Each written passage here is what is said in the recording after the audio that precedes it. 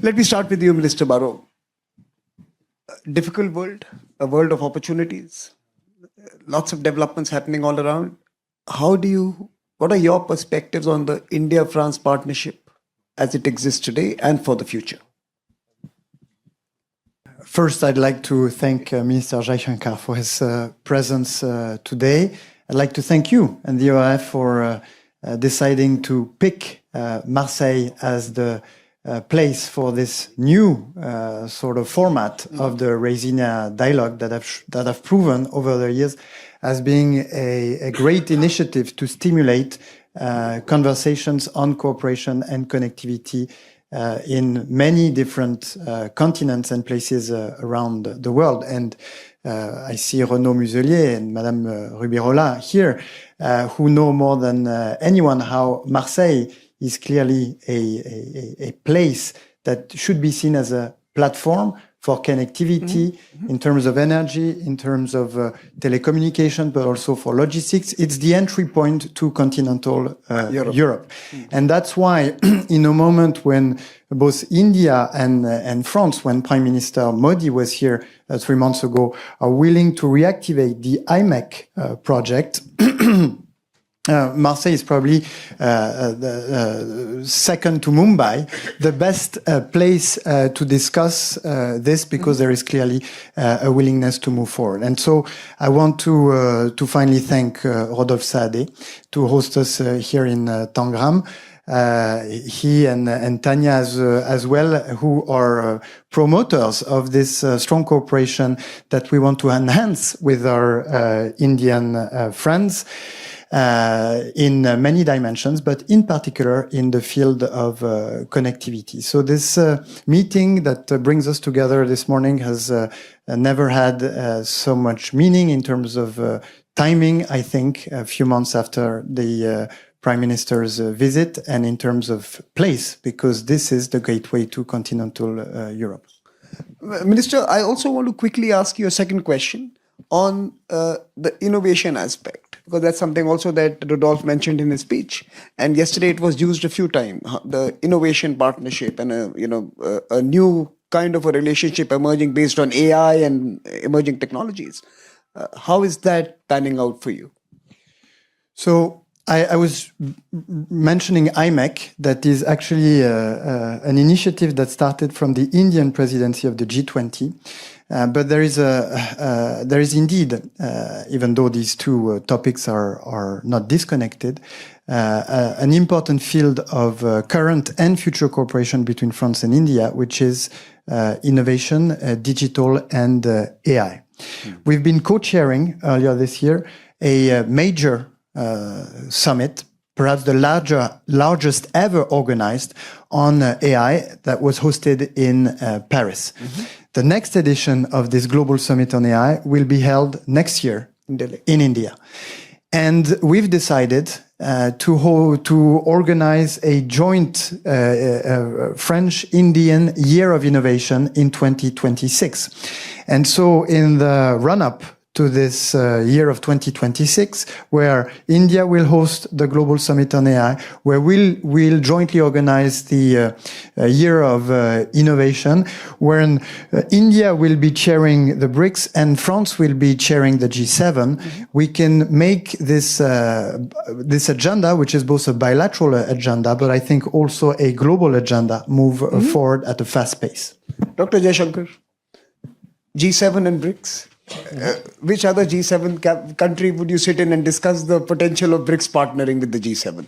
Is that what makes the France-India partnership special? That there is a realism to it and a recognition of how collaboration on the areas of convergence is important today? Yes, I mean, you could also flip it the other way around. Which BRICS country would a G7 be sitting with and True. Talking about? And I agree with you. I think in a way, what's different in our relationship, India and France, is we've always been guided, by a certain, I would say, sense of independence or ability and willingness to strategize for ourselves.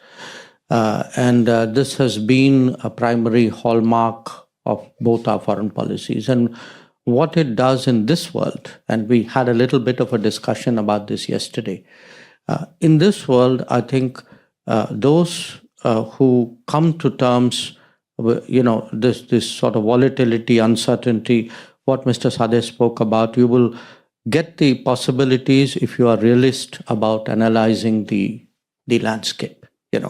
If on the other hand you wring your hands and say everything is different, oh my God, what's happening, you're not going to have the mental strength really to see the opportunities.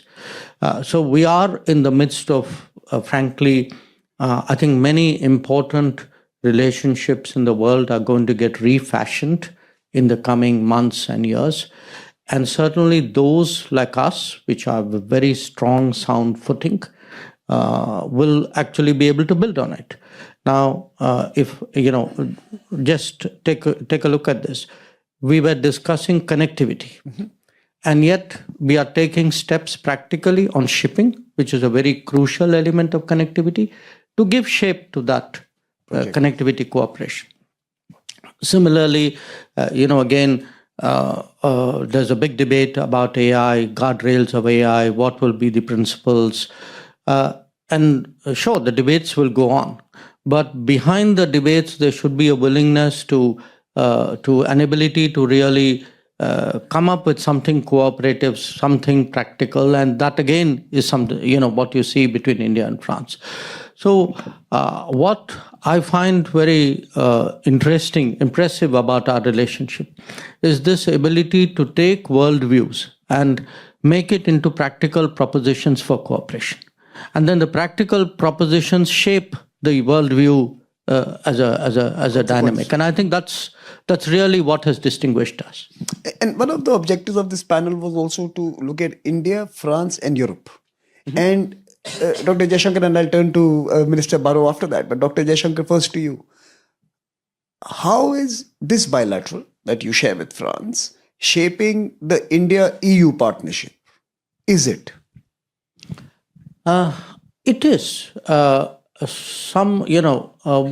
Again, from an Indian perspective, we historically have approached Europe more as nation states. There's nothing wrong with it. That's the way, after all, Europe was at some point of time. I think it took us a little while to fully understand the relative roles of the Brussels and its competence and the national competences and how the two interact with each other. So if you see the last decade, we have really engaged Brussels much more deeply than we did before. And that has actually helped, again, the various bilateral relationships. I mean, without the blessing and the encouragement of the individual members, Brussels would not be going forward with the FTA negotiations. Without the FTA negotiations going forward, we are not going to be able, say, India-France trade will stagnate unless we do something different.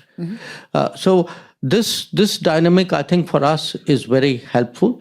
And, to some extent, of course, those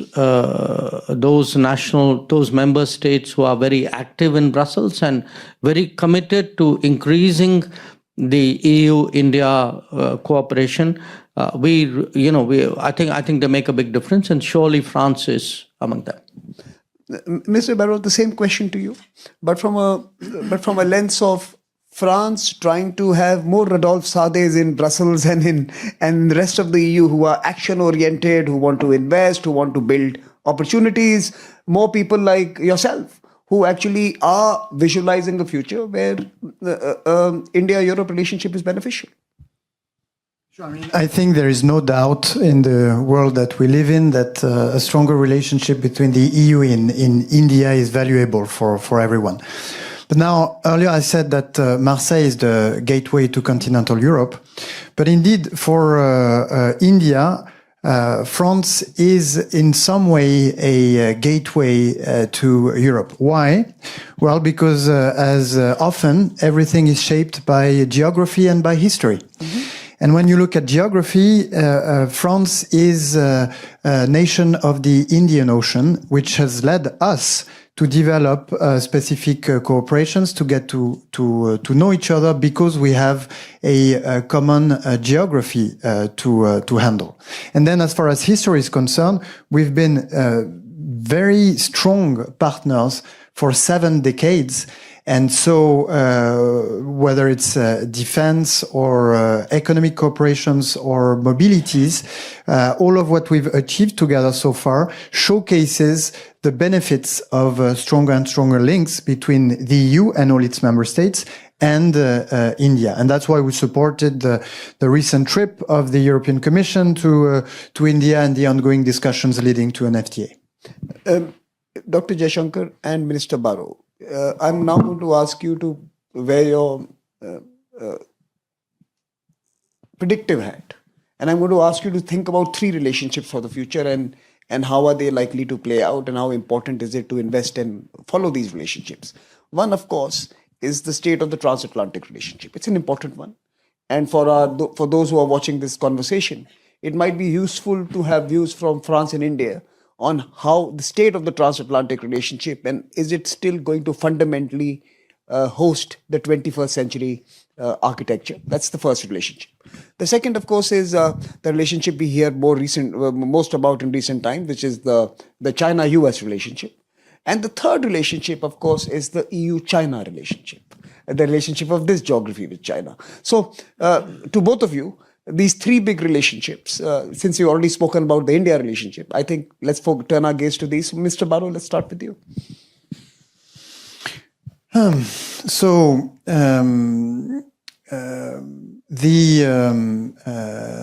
The US and European countries are allies, and they are allies in particular within the framework of NATO. The summit of which will convene in a few days. There will be an opportunity for new commitments for European countries to take a larger share of the responsibility within NATO, for the US to clarify their strategic focus, and in particular the way they apprehend one threat that is existential for European countries, which is the threat of Russia. In addition to that, European countries have a long and deeply rooted history with the US, and as we are currently negotiating the future of our trade agreements, we are at the same time offering many arguments to show how hurtful a trade war between the US and Europe may be, to the detriment of consumers on both sides of the Atlantic, but also reaffirming that we will defend our commercial and industrial interests if indeed the US Trade Administration persists in its willingness to apply high trade barriers. But in general, what President Macron has been saying for 8 years now, at the time, few European countries were convinced, but now they're all convinced, but it's time to move from words to actions and to walk the talk.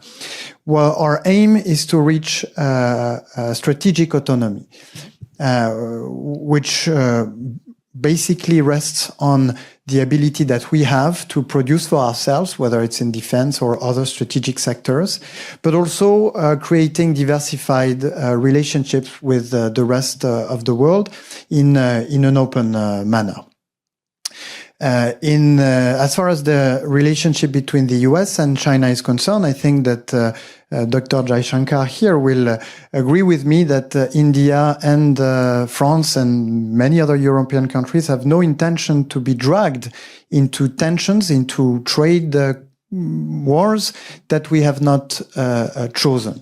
And President Macron, when he was in Southeast Asia a few days ago, he called for a coalition of independence, meaning a coalition of those that believe in the principles of open and regulated trade, in the principles of multilateralism, and that refuse the logics of coercion spheres or influence spheres, but want to stay faithful to the international order that has been built in a multilateral fashion and that has not avoided all conflicts and wars, but that has provided for prosperity, lifting hundreds of millions of people out of poverty, and that needs to be preserved.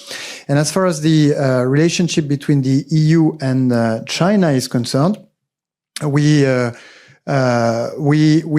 have a honest dialogue with China. We are open to some cooperations with China in the field of economy, in the field of global issues as well. China has been a supporter of the efforts, some of which were led by France 10 years ago, for instance, to reach the Paris Agreement. And they're still showing, or at least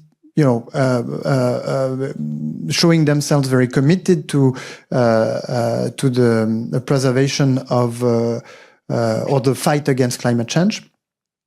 But we also need China to understand that we remain committed to international trade that respects WTO principles and fair competition, and that we need for China to take into account our security interest, the most important of which is currently at stake in Ukraine.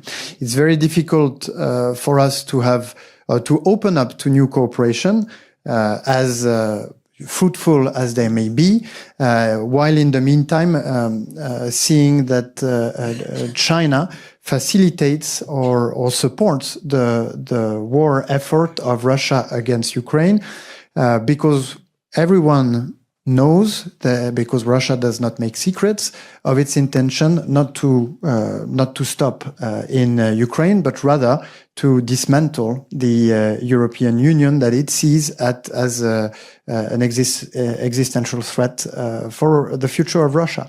So we need our security interests to be taken into account. We need to be able to discuss economic issues in a way that is compliant, respectful of fair competition, WTO principles, and then we can open up for fruitful cooperation. Dr. Jaishankar. Well, I'd comment on the first two. China, EU is not for me to say. But on the transatlantic relationship, you can put any words you want to, but the fact is, in June of 2025, it is significantly different from what it was in the June of 2024. Now, what does it mean for a country like India, or in fact for other parts of the world? I think what it means is that there is a much sharper awareness in Europe about Europe's interests, about Europe's capabilities, or the need to develop more capabilities. And along with that, a sharper sense of realism in dealing with the transatlantic alliance, but also with the world. In a sense, I would say those traits were already in Europe very strong in France. And often what we would, the kind of thinking we would encounter in Paris, in France, today I see much more of that in the rest of Europe.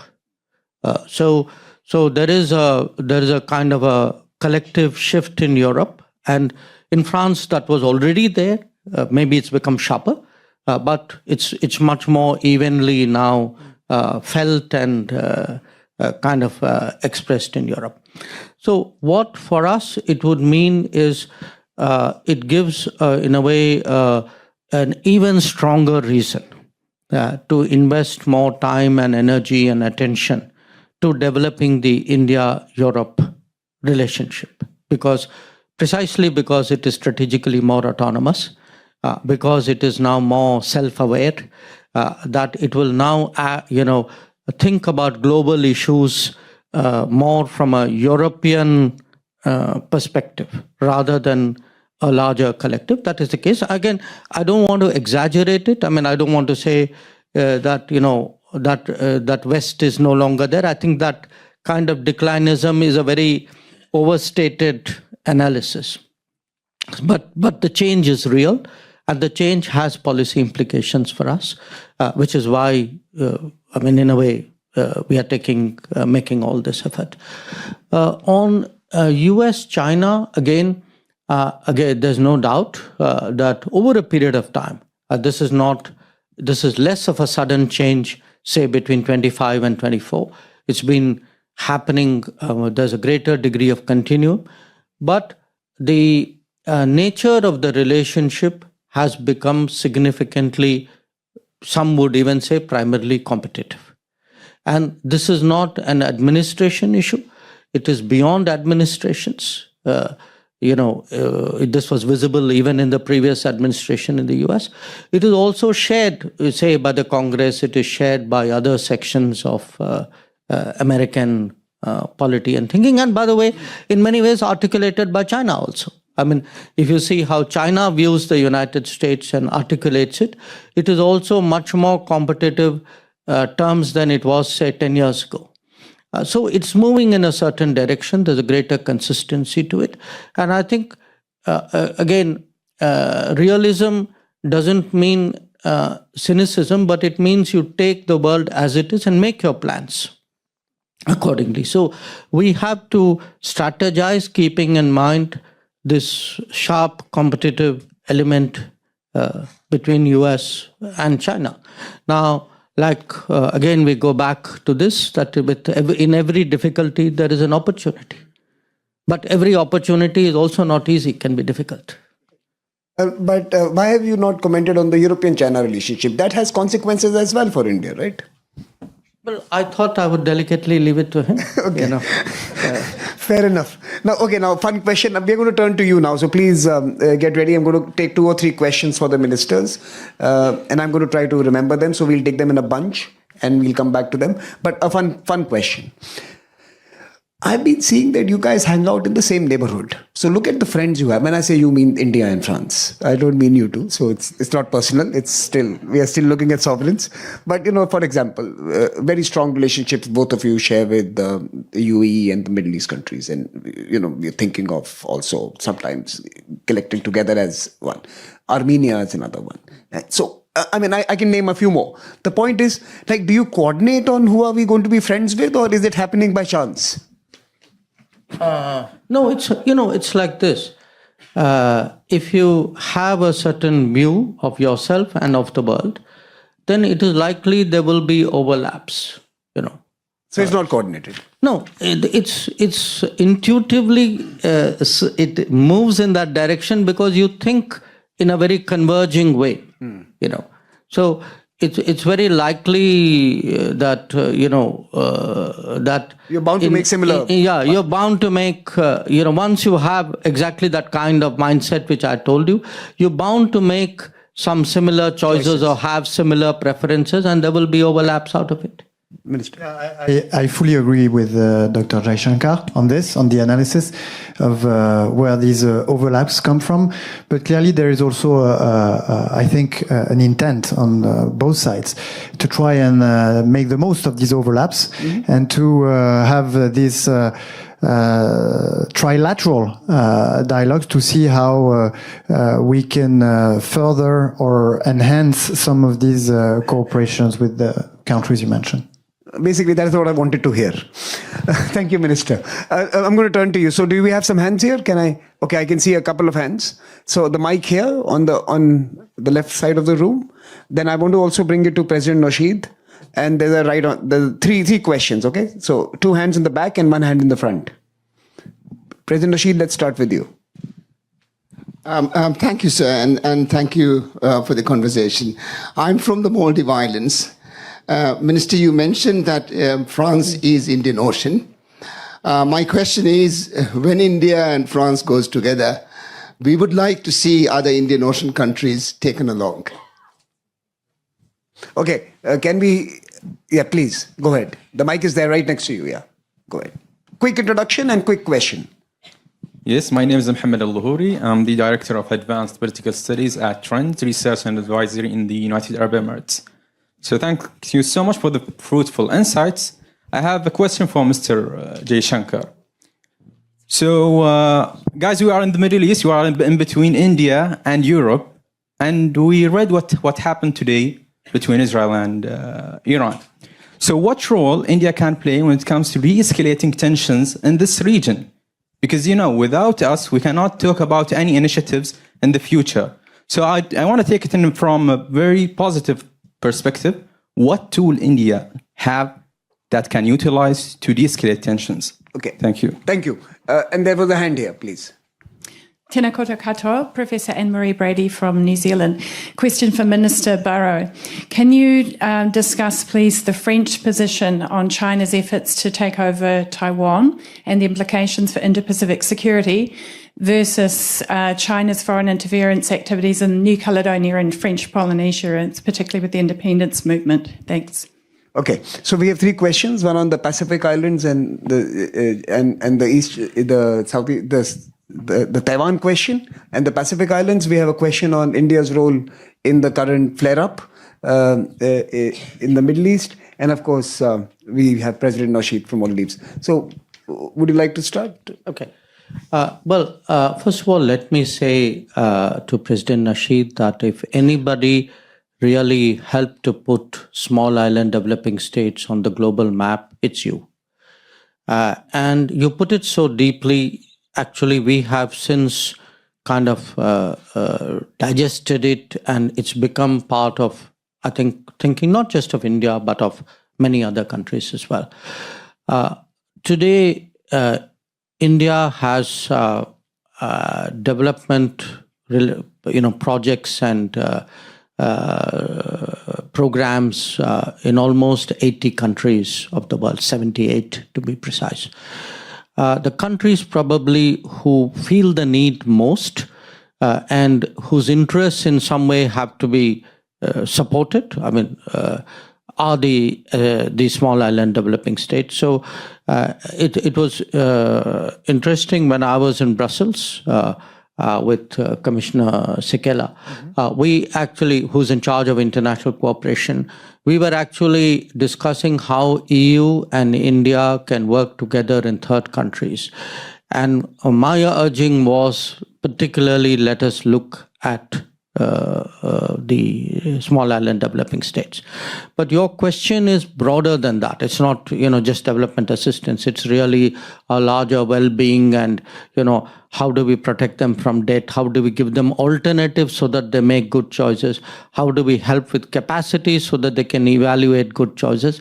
I think there are some issues here which certainly India and France and India and EU will discuss. And if I could jump to the third question, actually India today has a growing interest in the Pacific Islands as well. That in many of the Pacific Islands, we already have projects. We have largely focused on health because that's a big concern there, to some degree on things like space applications or capacity building, solar. This is an area, I think, of potential conversation and cooperation. On the issues which have happened overnight, what can India do? Look, we have, we are a country which has good relations both with Israel and Iran.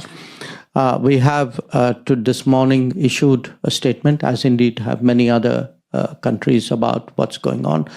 But I do eventually put it to you that in any situation, not just this one, ultimately it is very much for the parties involved to make up their minds. It's very it's unrealistic for someone outside to insert themselves or to offer to do something if they are not prepared for it.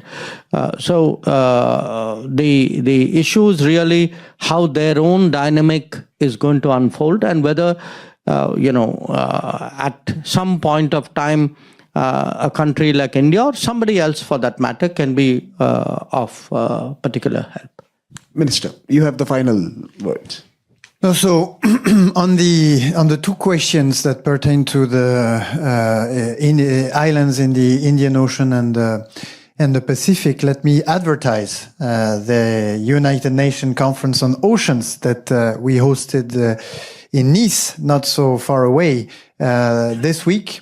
And that has proven to be a huge success. More than 100,000 participants against 7,000 for the previous edition of this UN conference. And one of the reasons for this great success, and sorry if I'm moving a little bit away from the question, is because we decided to open it up to civil society and the greater public. And it's a lesson, I think, to be learned, which is that when you choose to open up rather than to restrict your conversations in diplomatic fora only, then you build successes and you build and you can raise the global awareness on issues. And I want to thank Tanya and Rodolphe for their support in precisely opening up this fantastic space that we call the whale to the greater public. And during this United Nations conference, on the side of it, if I may say, and within this space that was open to the greater public, we had an important summit on the islands and small islands dedicated to the challenges they're facing, which was an opportunity to give a new impulse to the necessity for all countries in the world to take this vulnerability into account, especially vulnerability with respect to the rising sea level. And France made important commitments in the way it's going to shift its development policy to take into account those vulnerabilities. And as far as security is concerned and foreign interference, as you probably have seen, we've demonstrated our willingness to be present to counter precisely the threats to the freedom of navigation, threats to our interests in the Indo-Pacific region, with, of course, President Macron spending more than 8 days in Indonesia, Vietnam and Singapore a few days ago, but also, and perhaps even more widely, the trip that our aircraft carrier did in the region with a very important joint military exercises with the Indian Navy, but that went as far as Japan to assert our presence that is respectful of the sovereignty of our partners, of sovereignty principles in general, but our presence to reaffirm commitment to international law and to the law of the sea. Perfect. I think that's a fantastic note to end this on. And we are just going to have a quick changeover into the next session. And I'm going to request you to stay back for another 10 minutes for that next session. But before we do that, and before Pulkit invites the next speakers on stage, can I invite Tanya and can I invite Rodolphe on stage for a family photograph? So with the two ministers, and Pulkit, you can have the next panel ready as well. So please join us. Tanya, please join us. Please join me in applauding the panel.